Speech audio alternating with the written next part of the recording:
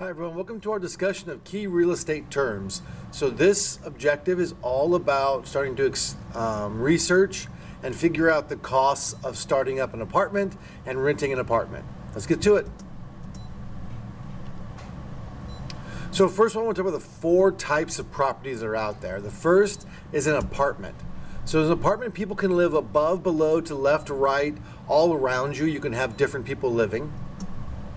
And everyone in the building is typically a renter, so they're all renting from that same company for the apartment. A studio apartment, this is where the bedroom is open to the living room. It's not like a perk, like oftentimes you'll hear of open living, like when the kitchen's open to the living room and it's like one great big room. This is because the apartment is so small, there's not enough room to have a separate bedroom. So what you do is you just don't add a wall between the living room and the bedroom typically, so that when you're standing in the living room, you can also see your bedroom. That's a studio apartment. They're usually really small.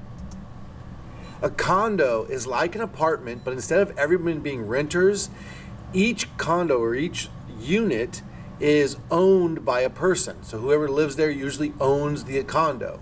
Now you can buy a condo and then you can rent it out. It's called subletting. So people in a condo can also be renters, but ultimately an individual typically owns that condo. Townhouse. This is where you, instead of sharing a ceiling and floor maybe with other people, you only share walls. So this is a good example of a condo. The ones on the outside two edges only share one wall. The middle two, the yellow and the green one, they share two walls with their neighbors. Yeah, and you own or rent the whole vertical space. So the first and second floor is yours, and then someone lives next to you on either side. Single family home, this is a freestanding structure, so it may not be spacious in a city.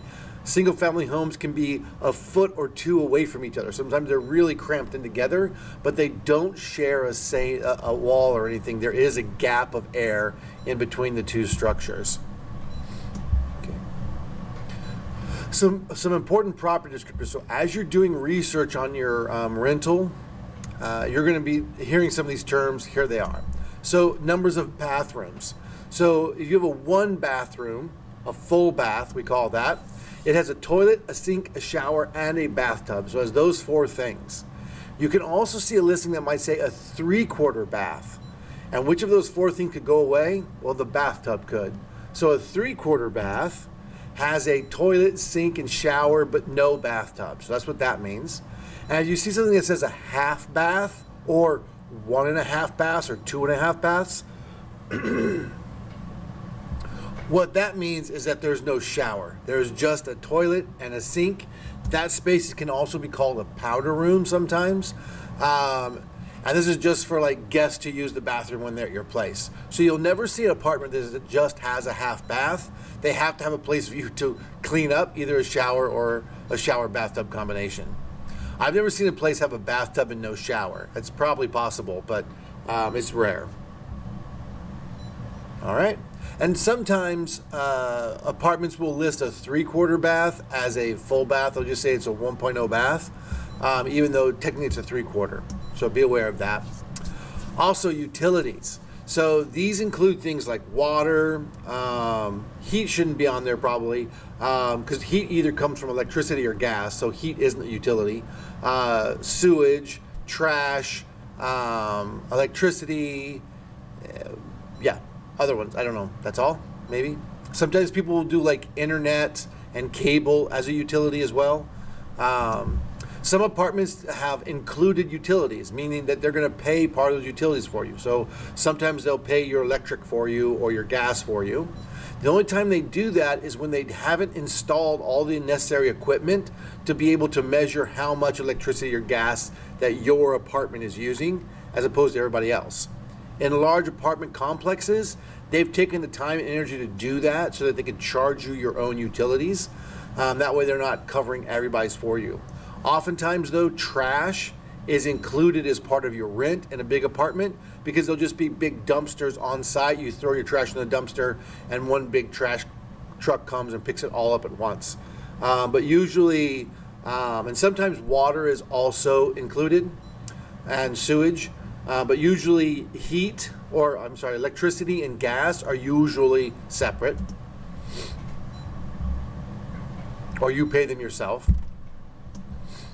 The reason we're doing this is if you see that utilities are included, that could be saving you a couple $100s a month because the apartment's paying for those utilities. So that rent will be higher than one that doesn't have utilities included. All right, a landlord. This is a person or company that owns and rents a property. Security deposit. This is money that when you rent an apartment, you put up a chunk of money that they hold on to while you're at the apartment. At the end, when you leave the apartment, you get that money back. You get your security deposit back unless you have any unpaid rent or fees that you still owe money on. They'll take it out of the security deposit. Or you damaged or altered the property. So if you were roughhousing and someone fell into the wall and mashed a hole in the drywall, they're going to use that security deposit to repair that drywall hole.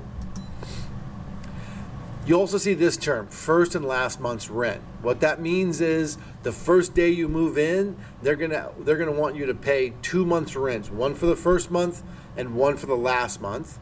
And on top of that, the security deposit is usually about 1 month's rent.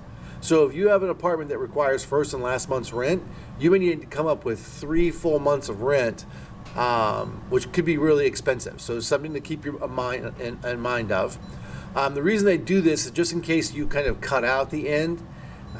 Sometimes people don't pay that last month; they just kind of cut out, and this way they have that money already paid. The nice thing about this is while it's expensive up front, that last month that you're in the apartment, you don't have to pay rent because you've already paid at the beginning. So it does kind of save you some money at the backside. Application fees. These are fees that landlords can charge in order to do things like run background checks and security checks and credit checks on you. So when you apply for an apartment, for the landlord to decide who's going to get the apartment of all the people who applied, they need some information. They do that by running these different checks, and those cost money. So they're allowed to charge you an application fee that's equal to the amount of money they're spending to run those background checks on you. They can't charge extra. There was a while in Seattle when like nicer upscale apartments were having huge application fees to discourage people who weren't wealthy from even applying. So it might be, $600 application fee just to apply for the apartment. And that would weed out people who didn't have a lot of money on hand. And everyone felt that was really weird and unfair. So there was a law passed saying that you could only charge whatever money you're spending as a landlord. You can't charge an extra large fee. And these fees are not refundable. So even if you don't get the apartment, say 5 people apply to get an apartment, only 1 person gets the apartment, the other 4 people lose their application fee. And the reason for that is the fee is used to do all the background checks to select people. So the landlord has spent all that money from your application fee. All right, my friends, that's it. Your next thing is going to be to work on the assignment Google Classroom. Good luck.